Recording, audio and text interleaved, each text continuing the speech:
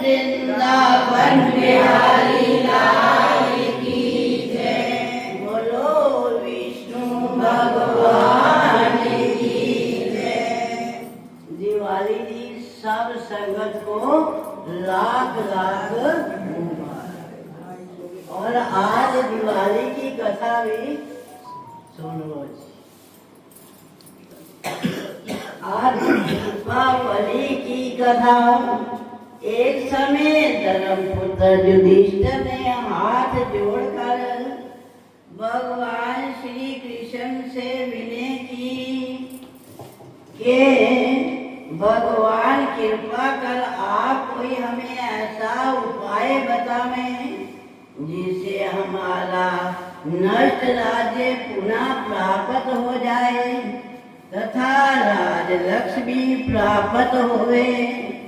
श्री भगवान बोले, ऐ राजन, जब दैत्य राज बलि राज किया करते थे और वो मेरा भी प्रिय भगत था, एक बार उसने 100 अश्वमेध याग करने की प्रतिज्ञा की। जब 99 याग हो चुके, एक ही अंतिम था, तब इंद्र को अपने सिंहासन छिन जाने का भय हुआ, क्योंकि 100 अश्वमेध याग करने वाला इंद्रासन का अधिकारी होता है।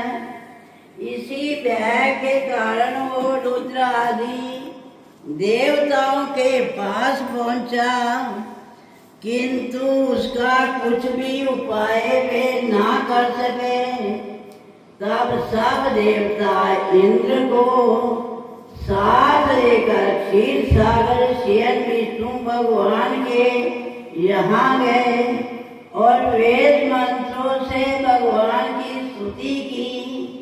भगवान प्रकट हुए, उनके सम्मुख इंद्र ने अपना दुख सुनाया। भगवान बोले, इंद्र तुम घबराओ नहीं, मैं तुम्हारे इस भय का अंत कर दूंगा। ये वचन कहकर उन्हें अपने धाम में भेजा। स्वयं भगवान वामन का अवतार धारण करके 100वां याग करते हुए राजा बलि के यहाँ पहुंचे। राजा से उन्होंने 3 पैर पृथ्वी का दान मांगा। दान का संकल्प हाथ में लेकर भगवान ने एक पांव से सारी पृथ्वी नाप ली, दूसरे पैर में अंतरिक्ष और तीसरा चरण उसके सिर पर धारण किया। इतना होने पर श्री वामन देव जी ने राजा से वर मांगने को कहा। वर में राजा ने कहा, कार्तिक के कृष्ण पक्ष में त्रयोदशी, चतुर्दशी व अमावस्या के दिन, इस 3 दिन पृथ्वी पर मेरा राज रहे।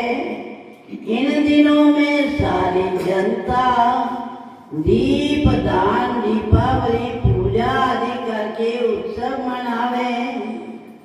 लक्ष्मी का पूजन हो, लक्ष्मी का निवास हो। ऐसा ना करने वाले पर लक्ष्मी क्रोध हो जावे।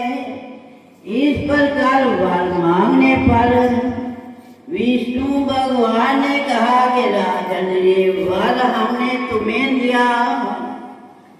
इस दिन लक्ष्मी पूजन, दीपावली पूजन करने वाले के घर लक्ष्मी का वास होगा और अंत में वो मेरे धाम को प्राप्त होगा।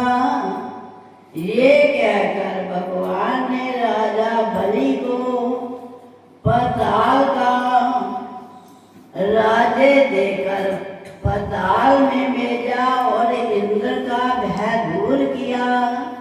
तभी से महालक्ष्मी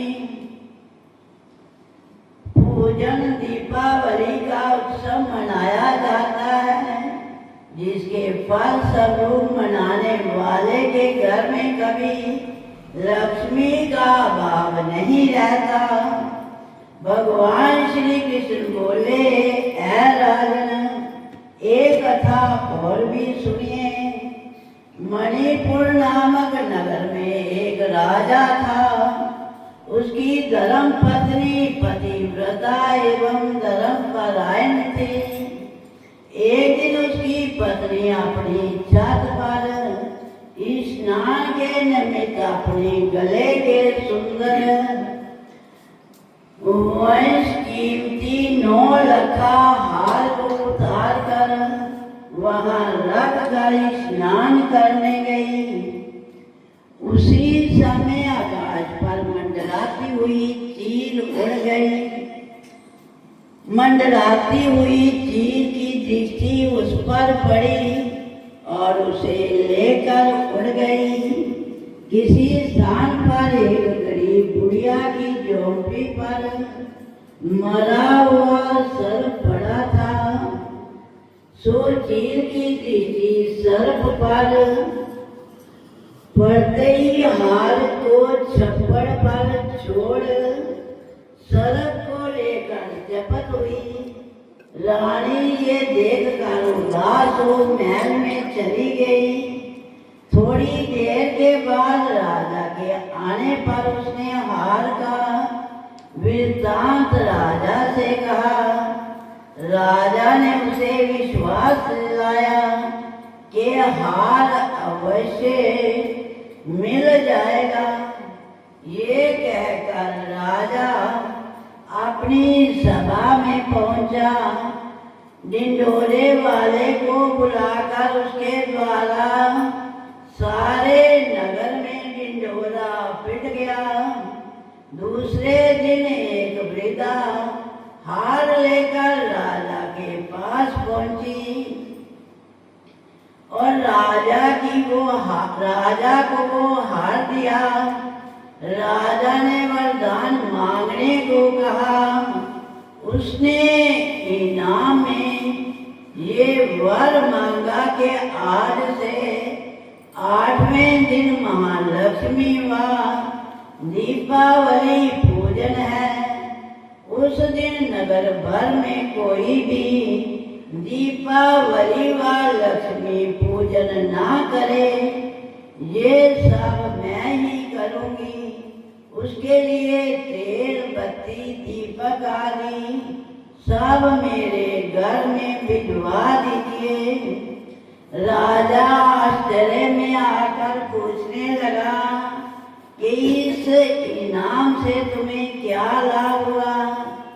वृद्धा बोली, राजन, इस दिन लक्ष्मी पूजन व दीपावली करने से लक्ष्मी प्रसन्न होती है, सदा उसके घर में स्थिर रहती है। राजा बोला, मुझे भी लक्ष्मी पूजन करना है। वृद्धा ने कहा, प्रथम मैं पूजा करूंगी, फिर बाद में आप कर लेना। ऐसा करने पर राजा व वृद्धा के घर अतुल संपत्ति का वास हो गया।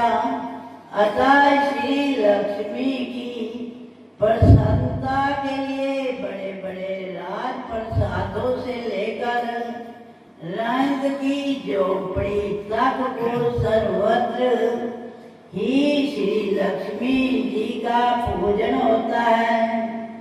भगवान श्री कृष्ण बोले, ऐ धर्मपुत्र, श्री महालक्ष्मी के पूजन एवं दीपावली उत्सव से लक्ष्मी की प्राप्ति होती है। अतः राजन, तुम भी करो। तुम्हारा खोया हुआ राज तुम्हें फिर प्राप्त हो जाएगा। इति श्री दीपावली कथा समाप्त। बोल